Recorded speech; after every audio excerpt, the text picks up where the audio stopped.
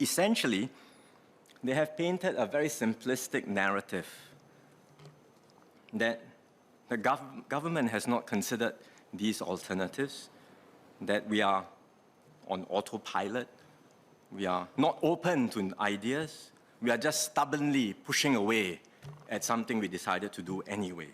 But that's completely false.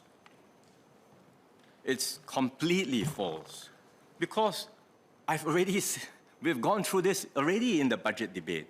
I've explained repeatedly that in the budget debate that we had thought about all the options very carefully, explained why many of these alternatives are not substitutes for GST.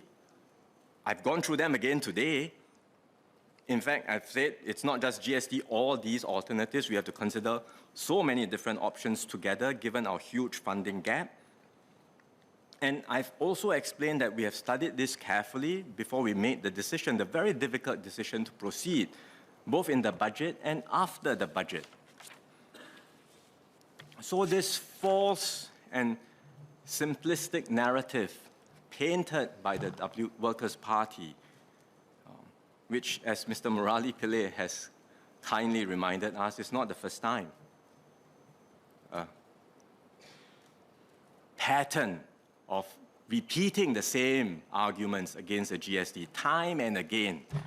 Really, it does not do justice to the commitment and professionalism of the entire team in MOF, including the public officials who are trying so hard to do what is right and to pursue a strategy of fiscal responsibility and discipline for the benefit of Singapore and Singaporeans.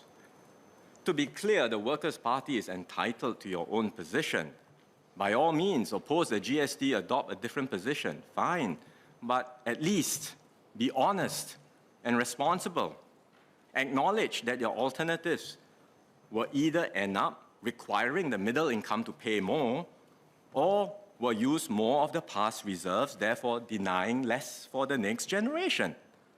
And at least have the decency to acknowledge that the government had considered all of these alternatives carefully. We debated them in the budget thoroughly and rigorously before we decided on this move. I would have thought that's what a responsible political party would have done. Unfortunately, I'm very disappointed that the Workers' Party has chosen to take a different path.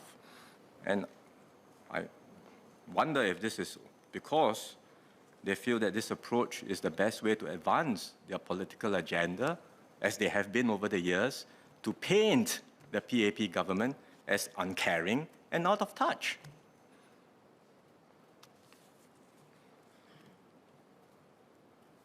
Sir, we have gone through this debate in great detail in the budget debate, and now I can assure you this, that in terms of the process, in terms of thinking about the alternatives, thinking about how best to meet our funding needs, we have left no stones unturned. We have looked at each and every option very carefully, and we have decided this is the best way to manage the fiscal gap that we face and make sure that we continue to keep Singapore's fiscal foundation strong and resilient, especially for the future.